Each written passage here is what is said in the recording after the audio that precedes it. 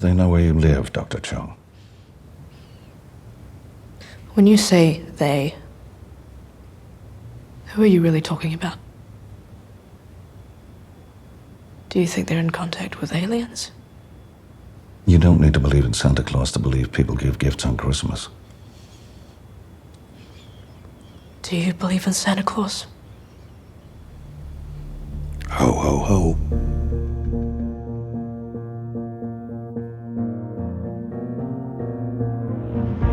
Hello, and welcome to episode 3 of the Three Body Podcast. We're your hosts, Dr. Maggie Adair-Pocock. And I'm Jason Concepcion. And this is the official podcast for Three Body Problem on Netflix. This time, we'll be delving into the world of international mysteries, space defense, and clandestine government organizations. Maggie and I will be discussing very, very secret things with Jim Semivan, an ex-CIA officer with over 25 years of experience doing secret stuff for the Central Intelligence Agency. We'll be talking about how real spies and government agencies might handle threats from other galaxies, from outside of this world. We're also super excited to be joined by Three Body Problem cast members Marlo Kelly and Benedict Wong, who play Tatiana and Daz Sher. They'll be giving us insight into their characters and letting us into the shady worlds of the Earth Tricesaurus Organization, otherwise known as the ETO, and the top secret government agency trying to stop them. But before we go any further, spoiler alert, we'll be covering content from episodes 3 and 4 of Three Body Problem. So if you haven't got that far yet, I suggest you pause this podcast for now, go and watch the show on Netflix, and we'll be waiting right here for you when you come back.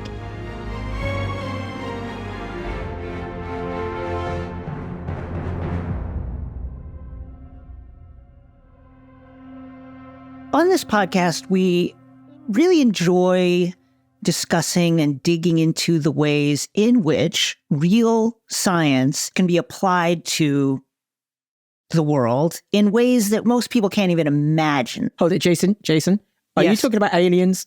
I'm not talking specifically about aliens. I'm talking about things that could possibly be aliens, but which we have no explanation for. In other words, UAPs, unidentified aerial phenomena. I guess that's a new terminology for the traditional UFO, unidentified flying object. Yeah, I think it's very smart. You know, UFOs have taken on the kind of patina of conspiratorial weirdos dressed in tinfoil suits, running around the desert like anime characters. Time for a rebrand. Yes, UAPs is a new take on it. That's right. More scientific take. Yes, yeah. And I think that's it. Over the last few years, the US government has really started investigating these things openly. Because from all the sort of, conspiracy theories and Roswell and things like that, it's nice to have an open discussion about it. You and I are probably both on the same page, which is that life must exist out there in space somewhere. Now, the real question is, have they visited us here? Maggie, do you think that aliens have visited us here on Earth? To me, the probability of an alien visit is quite slim. So yeah, just like you, I totally agree. I think that the aliens are out there. And I think there are, I'm not just talking about slime. I think there's sophisticated, intelligent aliens out there. But the universe is just so big and we're less than a pin in a haystack. I don't see how the aliens are going to find us. So let's recap some of the interesting real world developments with regards to UAPs. 2017, the United States Pentagon confirmed that they have been investigating UAP sightings by military pilots. Some of those videos are out there in the public sphere and have been reported on by the New York Times, CNN, all manner of actual authentic media and journalistic organizations. In 2020, the U.S. Defense Department established an Unidentified Aerial Phenomena Task Force, UAPTF, which is sent out to investigate these sightings. 2021, the U.S. government released a report on UAPs essentially acknowledging for the first time that, yes, there are things in the sky that have been sighted by, among others, military personnel, and that these things are unexplained at the moment. Nobody knows what they are. 2022, NASA commissioned and broadcast Unidentified Anomalous Phenomena Independent Study is released. And 2023, Congress has held hearings on UAP information. Those were very non-informative, I say as a person who did watch some of them. So you're into this stuff. You're fascinated by this. I am fascinated by it. I always have been. I remember when I was a little kid, I got this, my mom got me this book from the bookstore that was like Mysteries of the Universe, and it had pictures of UFOs, very, very grainy black and white pictures of UFOs for the 50s and 40s. And now we have actual confirmation that the government is aware of it, the US government, and I'm sure many other governments around the world, and that nobody knows what they are. This is even just saying it is astounding to say that. Well, see, I'm really heartened by it because I think I've done a little investigation myself. And I think there's some things that you could sort of dismiss and say, well, I think you could, say it's that or that. But there's some things which I think we really don't understand. Of course. That doesn't automatically mean it's aliens, but there's something we don't understand. And I think it moves away from, the conspiracy theories, there's aliens, Right. at Roswell. And because if we're openly investigating it, then everybody can hopefully have a clear understanding of what's going on. But that's what the power of an investigation. Yeah, let's find out. What's really exciting is we have Jim Semivan on the podcast today. You'll hear from him later.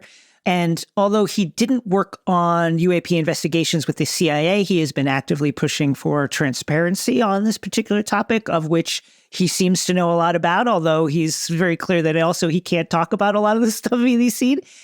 He's co-founder of To the Stars, which some people may have heard of. It's an organization co-founded by Tom DeLonge of Blink-182, the Southern California punk pop rock group. And it's a media company that is dedicated to raising awareness of UAPs through pop culture, television, movies, etc. It'd be really fun to talk to him.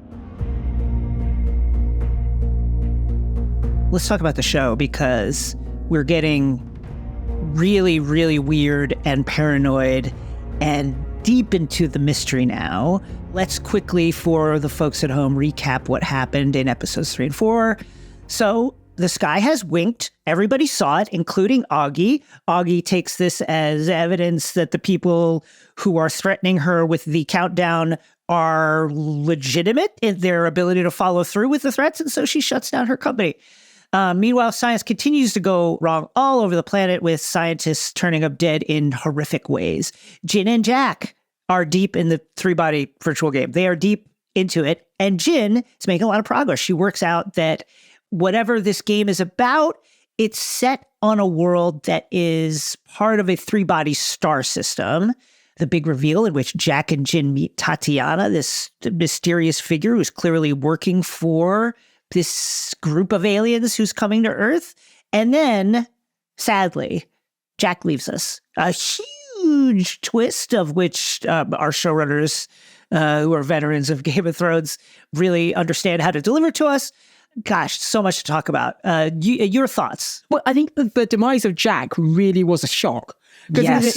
Because he was one of the stars of the show, and he's almost a light relief somehow. Yeah. And then bam, he's gone. And in such a brutal way as well. And Tatiana is just scary. Very, very scary. Drops a few mind bombs and then runs away into the darkness. How would you react to discovering that some shadowy organization, the members of which cannot be videotaped, are following you, are watching you, are keeping track of your movements, and want you to do something that you're not sure what the outcome could be? I think my response to everything that's going on would be more like Saul. Because Saul sort of looks at the evidence. He says, the stars flashed in the sky, but stars don't do that, and not in synchronicity anyway. So something else is going on. There must be 30 dead scientists in the past couple months. 32. No sign of struggle or forced entry. But sort of an odd suicide, huh?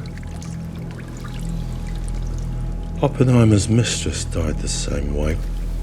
On her knees, head in a tub. Something she was murdered. Maybe she just knew the kind of misery the world was about to face.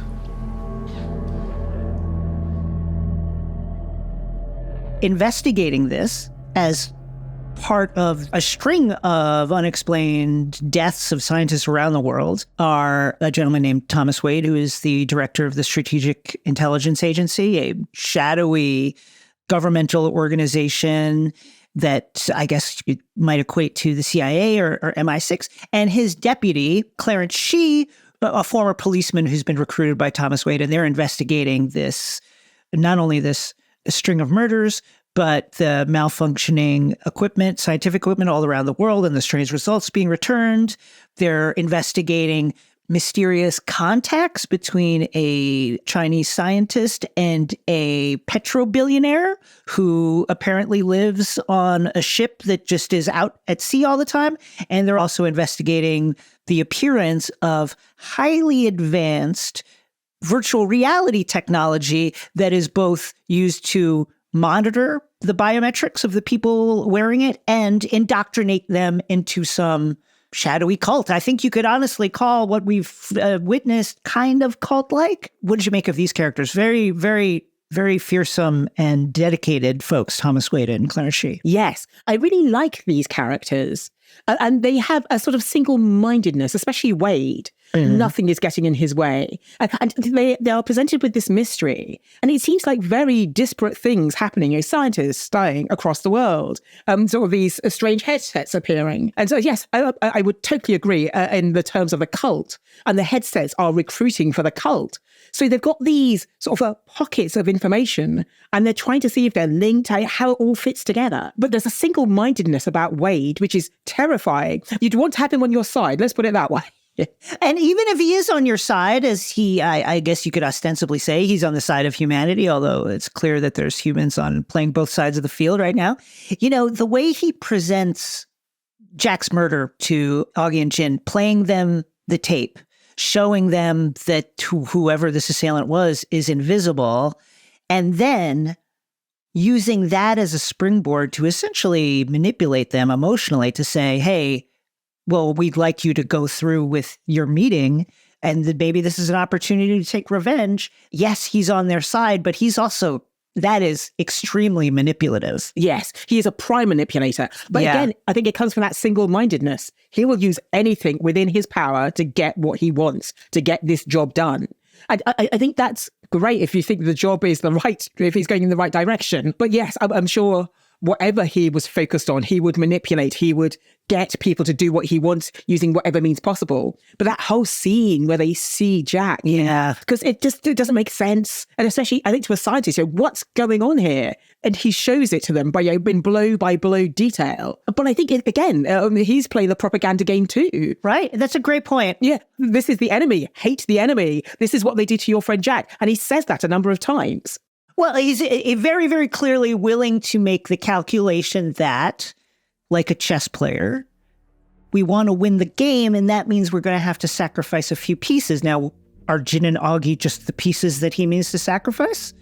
Perhaps. I think they are, but they might be useful too. So it's like, so they're not the pawns, just to be thrown to cannon fodder. Yeah. They're interesting pieces at the back of the chessboard. So you use and then withdraw. Knight or rook or something. Yeah. Later on, we'll be hearing from Marlo Kelly and Benedict Wong, the actors who play Tatiana and Da Shi. But before then, we'll be talking to Jim Semivan, former U.S. Central Intelligence Agency officer and co-founder of To the Stars, a UAP-centric entertainment company, about his real-world perspective on how governments monitor international and intergalactic threats. Jim, thank you so much for joining us. Why don't you introduce yourself to our listeners? Sure. Thank you. Thanks for having me. I'm very happy to be here. I'm a former member of the Central Intelligence Agency, and my career spanned 25 years or so, most as an operations officer or case officer in the Directorate of Operations within CIA, commonly referred to as the clandestine service. Essentially, I was a spy. I worked both abroad and in the U.S., abroad mostly the Middle East and Europe. My primary job was collecting foreign intelligence through the recruitment of foreign spies or agents, or through conducting covert operations. I rose through the ranks, eventually becoming a member of CIA's Senior Intelligence Service, and I thoroughly enjoyed my career. Just based on my previous experience having interviewed people who had worked for the agency before, you have to get all your appearances and things like that cleared by the agency beforehand. Is that correct? That's correct, yes. Right. You're not speaking for the CIA right now. No, I'm not. No, I'm not, yes. I don't think they'd want that. But anyway, I have some bizarre views, and as you'll see later on as we go on. So Jim, lovely to meet you. You just had a very intensive experience with the Three Body show because you just watched the first 5 episodes back to back. Now, you're in this genre, you're in the storytelling business. How did you find them? what I really liked about it in general was they took a very serious topic that you would think wouldn't be serious. Oh, aliens are coming to invade. But it put it in a scenario that really made sense, that this indeed could happen and it could be very, very real. So that hit home with me in particular because I have a general interest in this. And I thought it rang true all the way around. So, Jim, I hear about the CIA, I see it in films. But can you tell me, how does someone get recruited for the CIA? And you don't know Jason or I very well yet, but could we do it? Or what characteristics do the CIA look for? Well, actually, yeah, I think you both would be excellent candidates for it. It depends on what you want to do. But in general, though, you have to be able to move to the DC area. You have to be able to pass a polygraph. And then you have to meet all the necessary skill sets for the job you're applying for. Now, if you want to recruit spies, for example, like I did, and be an operations officer, you have to pass some really difficult psychological, educational, and physical exams. The training to be a spy and to keep it up is really quite demanding. Integrity is a huge issue for CIA. So if you had problems, before maybe, you were accused of theft or what have you, or, you were selling drugs, that's something that they're just going to turn you down right away. So don't even bother applying. But lying, cheating, stealing, trying to game the system is never tolerated and usually results in dismissal, even for very small infractions. So integrity is a huge issue with them. I see. Now, speaking of CIA agents, in the show, we meet a couple of key figures who are acting on behalf of some kind of sort of state agency. And we'd like to get your professional take on them. Now, the first one is a character called Dar Shi, or Clarence Shi. And we meet him investigating sort of mysterious goings-on in the global scientific community. So if you've seen the show, what was your impression of him as an agent? Oh, well, interestingly, Dar Shi is probably one of my favorite characters in the show and also in the book. He's irreverent, occasionally prickly. He tends to be world-wise, and he's very, very confident in his abilities. We know that by training, he was probably a policeman, most likely detective, and he is pretty good at reading other people in other situations. I'm sure when the Strategic Intelligence Agency, the group he now works for, which is headed by Thomas Wade, found him, they probably looked at him and said, this is exactly the kind of guy we want. He's tenacious. He has an excellent work ethic, and he's very, very thorough. He's not the least bit hypocritical either. I find him to be pretty pragmatic and honest.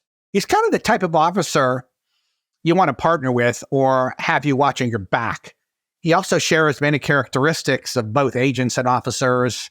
For example, he tries to get to the heart of an issue. He's tenacious. And he seems to also generally care for the people he's looking after, which, believe it or not, is something that a good officer, operations officer, will be like. You mentioned Thomas Wade. I wonder if you might tell us what would the equivalent real world position be for a figure like Thomas Wade, who is clearly the leader of a very powerful clandestine intelligence organization, but is also involved in operations, both in the planning, and he goes into the field. Is there a position like that in the real world? Technically, no. But Wade is a very interesting character. And don't forget, this situation is so abnormal. I mean, the fact that we're being invaded by aliens, right? So everything sort of gets thrown on his head. And it's just like the intelligence agency on steroids. So he works for this hybrid place called the Strategic Intelligence Agency, which is actually a pretty good name. And it clearly has people from different occupations and it has people from different areas. But Wade, more than likely, a former member of CIA, he would have been very near the top, an officer with decades of experience, either as a spy or an analyst or even maybe a scientist. But maybe he was also a national intelligence officer. That's what I thought he sort of reminded me of. And these are people that are very high ranking that become the spokesman for the intelligence community on a particular issue. Say, for instance, like Latin America or China or climate change or high technology. So he could have been something like that. And he also would have had to have an excellent reputation within the community. What was your impression of him? Because he seems to be playing a sort of a long game, which no one else seems to sort of quite cotton onto. So what do you think his plan is? Yeah, like I said, he's a fascinating character. You know, he has these unlimited resources. I don't know anybody would have any kind of, power like that today in today's world, but this is not today's world. This is really a whole different world. It's a very, very desperate world. So Wade seems to be imbued, with all these powers. He's cold, he's ruthless, but he's also totally dedicated to his mission of saving the planet. And it appears that he'll do anything to make that happen. So I've worked with people like that before, highly focused, completely mission-oriented. That said, not to the extent that Mr. Wade is doing his job. Now, I want to sort of put a situation to you, because if the sort of mysterious deaths started to happen sort of within the scientific community, how would you go about investigating something like that? And some of these deaths are pretty horrible. Let me sort of explain what like the United States would do, because I seem to know that much better.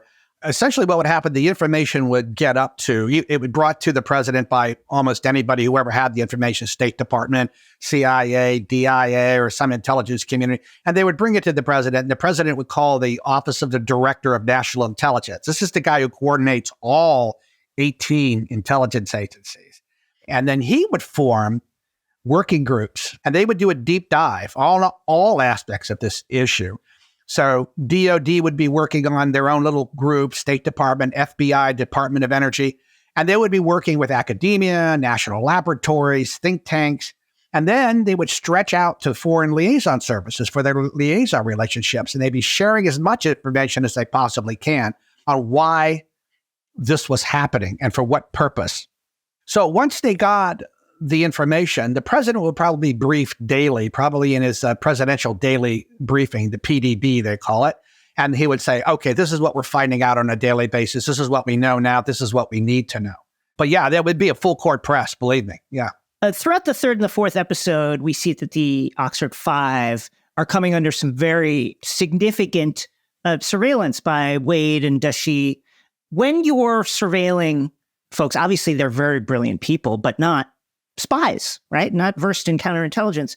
Does the approach change when you're surveilling people who know what to look for versus people who are very smart but aren't in that world? Yes, that's a great question, actually, because when you're following somebody who, is well-versed in the technology of surveillance and, monitoring, you have to be very, very careful. And I can't get into the sources and methods of what we actually do, but yes, there really is a difference. But in this particular case, though, with scientists, generally scientists tend to be people that like sharing and they like cooperating with one another. So they generally don't, think about a lot of this stuff. So they're actually better targets if you really want to surveil and monitor them. The issue here, though, is how intense surveilling and monitoring somebody is. I'll give you an example. If you were just going to go after somebody like Augie Salazar, right, the head of that nanotech founder, and you wanted to follow her around, I mean, first of all, you're going to get to her computer, right? And you're going to do that not by implanting anything on her computer, but you just do that remotely. But then you're going to basically mic her house. You're going to put video and surveillance cameras outside of her house, in her house, probably in every room except the bathroom, or maybe just 3 or 4 rooms where she basically hangs out. She's going to get physical surveillance in the form of, maybe 2 or 3 teams of people following her wherever she goes, either on foot or by a car. So you can't just have one team following her, which they always show on TV. You really need at least 2 and probably 3 for all different kinds of reasons. And then you're going to put a GPS system on her car if her car doesn't already have one. Most do. So essentially, you're going to follow her everywhere she goes. So you're going to need a lot of people to do that. You're going to need people that are actually doing it, and you're going to need people analyzing the information when it comes back and putting the information together in a package that maybe Thomas Wade could understand or Dashi can understand.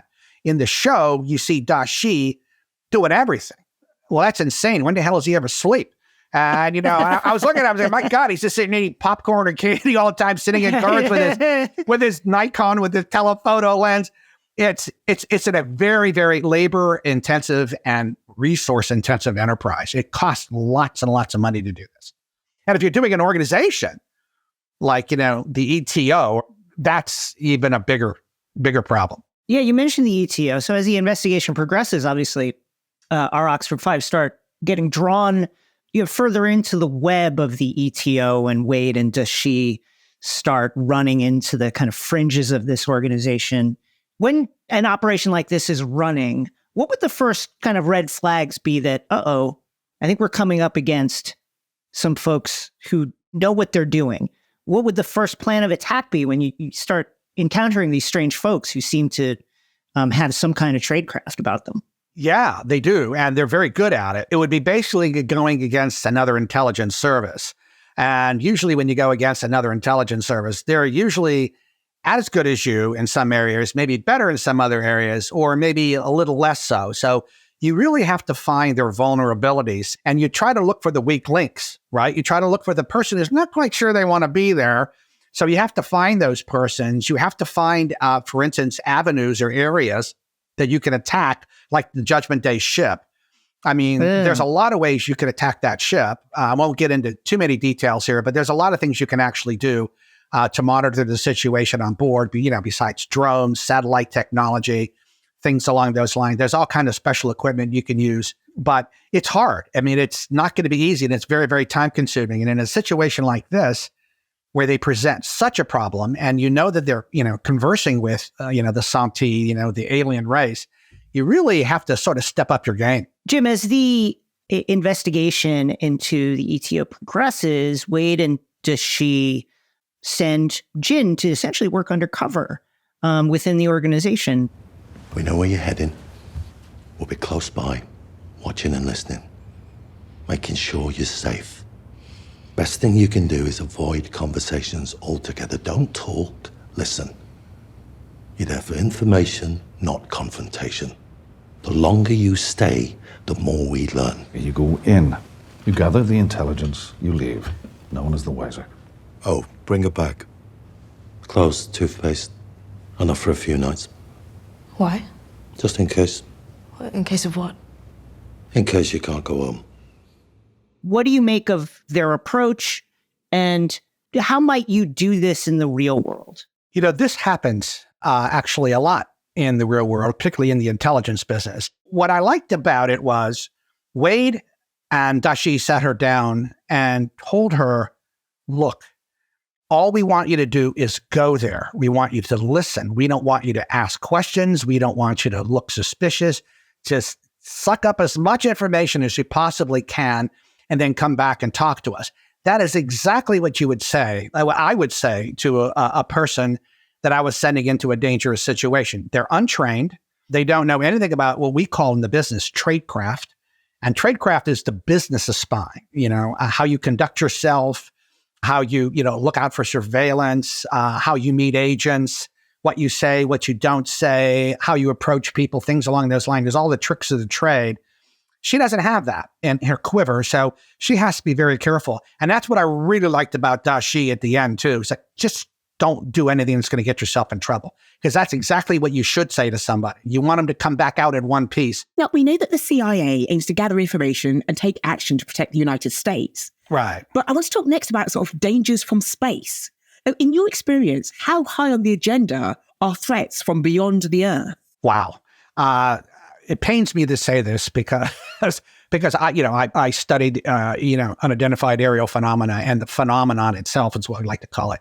But it's not very high on the agenda at all. And there's some good reasons for this, at least the reasons that the intelligence agencies would put forward is, if you're in CIA, for instance, you are tasked with protecting the United States from all kinds of threats. Physical threats from hostile foreign governments, unknown technology advances that would pose a threat to our military, economic threats, there's climate change. There are so many of them, and almost all need some type of immediate and continuing attention. So Congress then comes to you and says, well, we're the policymakers and we need you to find answers to these problems. So here's a bunch of money. So we take the money and we have a national priority list, which lists all these different priorities. So for instance, Iran might be number one, or North Korea, or Russia, or China, whatever the priorities are.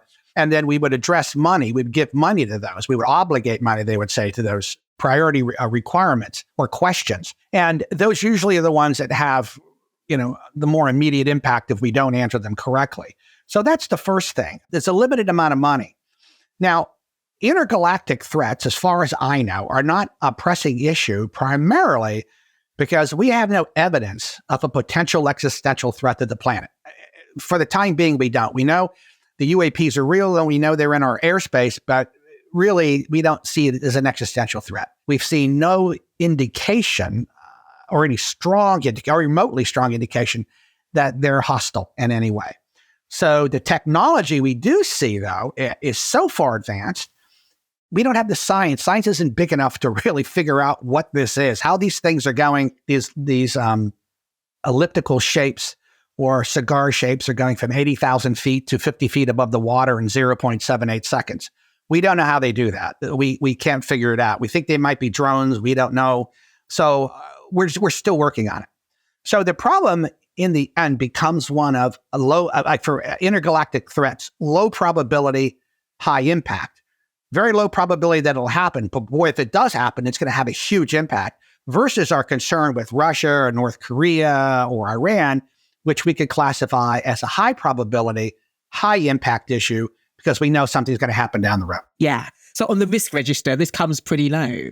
But it's quite interesting because information has recently come to light around these UAPs and other things that we can't explain. So what's your take on these revelations and why do you think they are being revealed now? I've been studying this phenomena now for 40 years. I didn't, work in the CIA on this particular issue. I never saw a UFO desk in the CIA, although reportedly there has been one, but I don't know anything about it.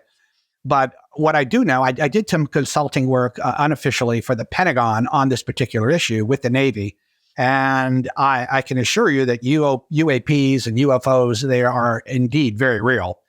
Saw the evidence, saw the classified evidence. They've been around the planet for a very long time, the last 80 years or so, more so. Actually, some of the evidence I've seen is very startling. And hopefully sometime in the future, we'll see more of this coming out.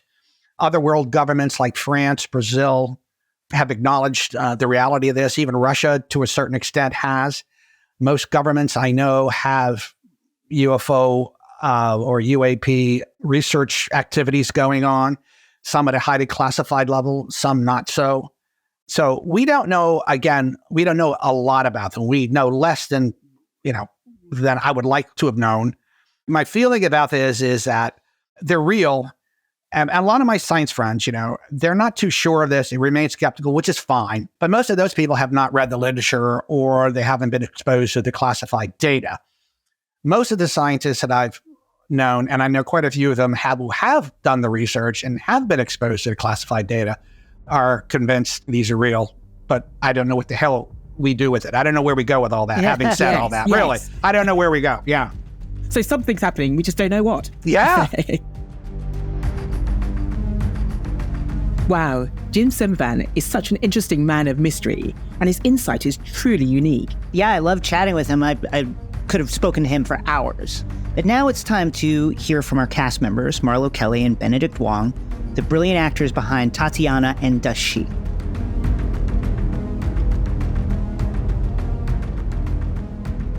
So, Benedict Wong, Marlo Kelly, welcome to Three Body Podcast. Hello. Thank you. Thanks for having us. What were your impressions of your characters when you first read the script, Benedict and Marlo? I dived into the source material, and what a fantastic role Darsha is. I always like just breaking down words and the meaning of words. And Darsha means envoy and ambassador, and that's pretty much kind of where it led me to. And obviously with our sort of iteration, he was now based in Manchester. And I often think about what you see, really, not necessarily about going back into the backstory, because as things unfold, it'll inform us of who the character is. But he's definitely a protector that cares cares so much for the greater good, just at the detriment of his personal life. Marlo, what did you think of Tatiana? When this first began for me and I received my first audition, which was a self-tape that I got from Australia, Tatiana wasn't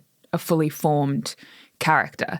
She wasn't someone that they had planned to have throughout the whole series. I believe at that point she was only actually meant to be in the first episode. And from my understanding, they had also auditioned just a huge variety of people for that role. They didn't really know what they wanted. Fortunately, whatever I seemed to do with it piqued their interest. And from that point is when supposedly they started really delving into it and fleshing her out as a character. So she kind of, I felt, formed and evolved throughout the process of making the show.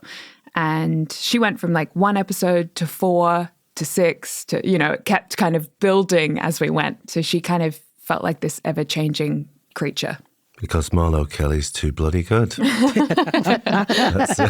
you. You make the character your own.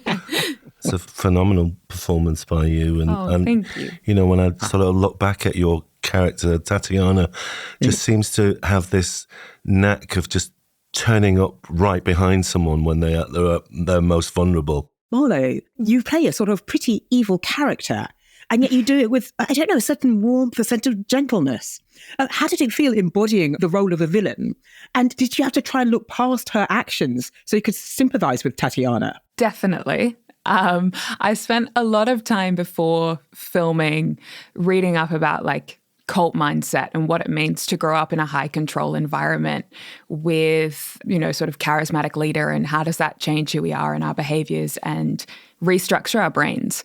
So I spent a lot of time learning about that, which meant that I did feel like I could empathize with her actions and who she was and her thought processes, even though to an outsider, it can seem extremely unhinged.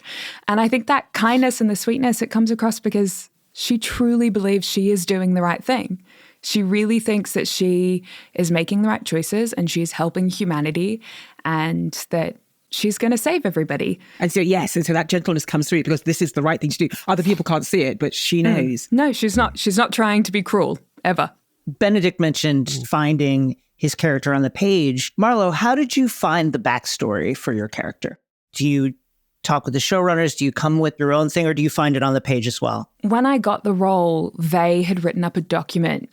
David, Dan, Alex had written up a document all about her backstory and who she was, which is really, really interesting. And I hope at some point in the future we get a chance to explore those stories because they're fascinating. And that gave me a lot of insight into who she was and how she was going to exist within this world and her belief system.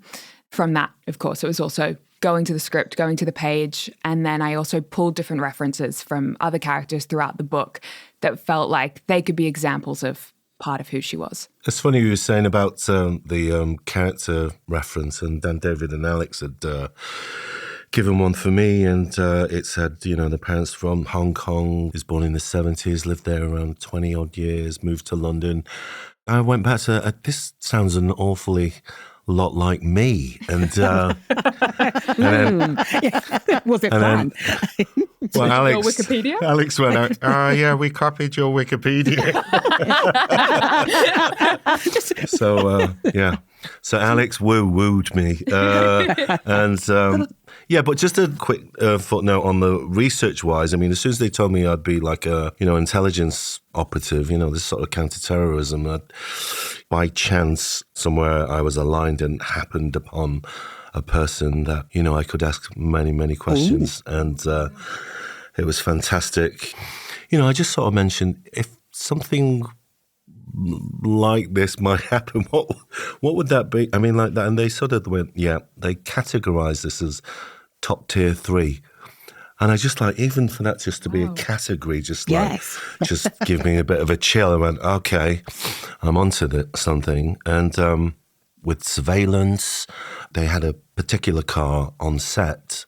Well, I asked what car they were going to have, and I just ran it by them, went, nope, that's an undercover police car. They'll get spotted a mile away.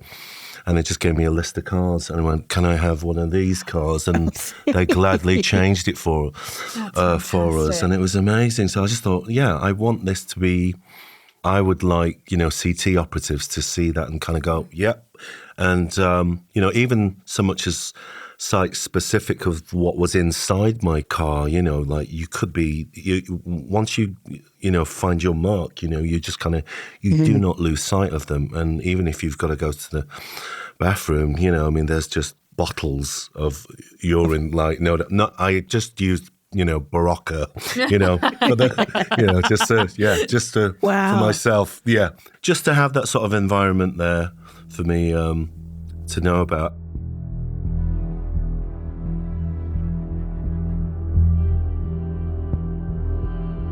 Now, Tatiana isn't on screen often, but when she is, she leaves a really strong and lasting impression with the audience.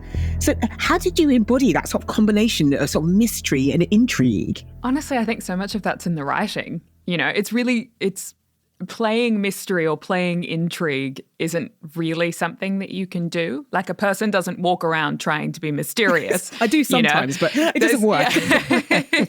Yeah. She's being secretive, and she's obviously connected into some other world and having conversations about things that no one else knows about. But all of that is in the power of the writing and the way that, David, Dan, and Alex organized everything and planned it and filmed it. And that was very much them. I think it was you too, myself, but... Dara Sher, on the other hand, is the human face of Wade's operation. He provides moments of warmth and humour. Do you think that was an important facet to bring out in the show, especially in his character, to bring out sort of moments of humour in the darkness? Yeah, very much so. Even at the darkest moments of what's going on, there's still humour to be had. The person you're adding alongside is Leon Cunningham's Thomas Wade. And he's almost the complete opposite to your character, because he's sort of brutal and he's ruthless. And so what's it like playing alongside a character like that? Yeah, it's they're the unlikeliest couple, aren't they? They're very chalk and cheese. He is brutal. With Dara Sher, he is the boots on the ground. They strategize, they plan, they execute, and they bring results. They're the grafters at heart, and they just get the job done. They've got great respect for each other. They know they're very different, but they're so aligned, for the greater good. And I have such a wonderful time working with Liam. It's a hoot. We just really hit it off. My parents being pulled under by the currents. That's it. It's the last time I ever saw them. They've lived on in you. If you survive, they've survived. We've all been lost in some way. Welcome. 我们是同志了。 Marlo, you mentioned you're doing some research into cult programming, the culture of those kinds of groups, and it strikes me, I'm just watching what an effective agent Tatiana is in all different manner of actions for this group, whether it's manipulating people or actually killing people. I wonder if you could tell us anything that you found through that research that really helped find this character. I read this one really informative article that felt like it hit a nice center point of Tatiana by a psychologist named Jana Lalick, and it was about her time. She'd been in a political organization that had sort of turned into a cult over time, and the extremes that people within that political organization would go to for their blind belief. And then she was also at the same time analyzing Heaven's Gate, which was, famously a group that believed in aliens that were going to come to Earth and ended in a mass suicide, which is really horrid. And kind of pulling together the similarities between those groups and how there isn't that much difference once you're inside that mindset and you are willing to do whatever it takes for your belief because you have bought in so deeply. It's the sunk cost fallacy. You've put so much time and money into this thing that you can't step away any longer. And Tatiana she isn't even at a point of having any recognition that what she's doing is wrong. She's still at the point of seeing that what she's doing is very, very right and is really deep within that mindset. But then on top of that, I also read a book about, the Iceman. He was like an American, he's like one of the most successful serial killers of all time, but was a hitman for the mafia and quite terrifying. And there was all these descriptions about how he would walk and stalk people and manipulate them and do all of this stuff. And it's horrific, but it was very informative. Good for character development. Yes. Not so good for nightmares. No, can imagine. So, Benedict, in episode 4, we see Wade and Dai Shi are preparing Jin to attend the ETO summit in order to gather information. Now, here we get some of the more caring aspects of Dai Shi's character in his relationship with Jin, because he really wants to make sure that she's prepared. So how much of that do you think was him just being professional, and how much is it him just genuinely caring for other people? And with Wade being so ruthless, do you think that's sort of why it brings out more warmth in Dai Shi?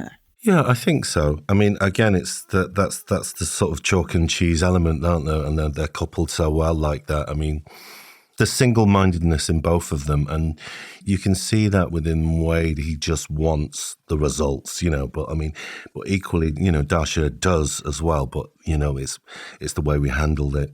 He can obviously see how terrified she is. No wires, no anything, that level of kind of like, where's my level of protection? It's like, but we are here for you. And it's just kind of sort of like level of reassurance that he's trying to give to Jin and prep before each time you've kind of sort of like, we've only got one shot. So we're all just constantly prepping and preparing, The ETO summit is such a complicated scene. You've got this undercover operation. Got all these characters on screen. It devolves into this tremendously chaotic gunfight. Benedict and Marla, what do you remember about shooting those scenes? We spent about a week filming that, 5 days or something. Yeah. And I feel like my prevailing memory is they got in all of these stuntmen to do the action, and they sort of just like allowed them to go free while the camera roved around and filmed them of this like choreographed like almost dance, but of these stunt guys just hitting each other and wailing into each other. And I thought that was quite fun. Yeah, I had to at one point kind of run through a stampeding crowd that was coming towards me and just kind of like, I liked the messiness of that actually. It felt really like the environment felt very real. Yeah. Yeah.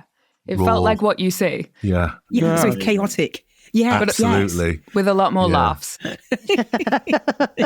we didn't get the laughs so much.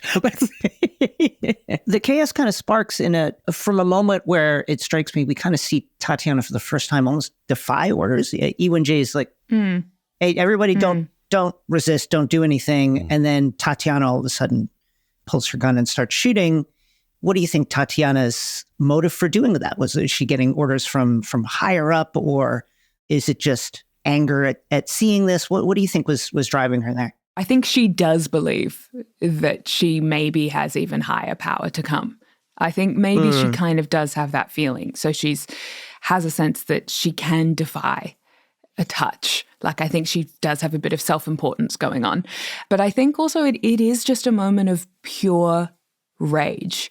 Someone has come in that she has brought into this thing that is her safe sanctum, and they have humiliated her, they've been dishonest, and they aren't going along with the program as she had believed that they would. And how dare they? And she will absolutely bring them down because that's not acceptable. And again, I think she thinks she's ultimately just doing the right thing. Wow, that's next in line CEO talk there. You're up for running the company. This is my ship.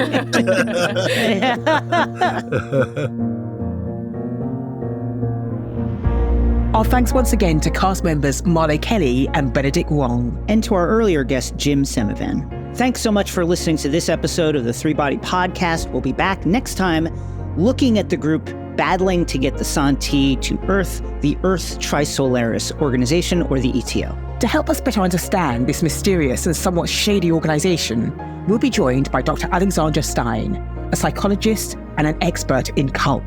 We'll also have director Minky Spyro getting us to the heart of the show, talking about the Oxford Five's very human stories. And don't forget, you can watch all episodes of Three Body Problem on Netflix now. See you next time.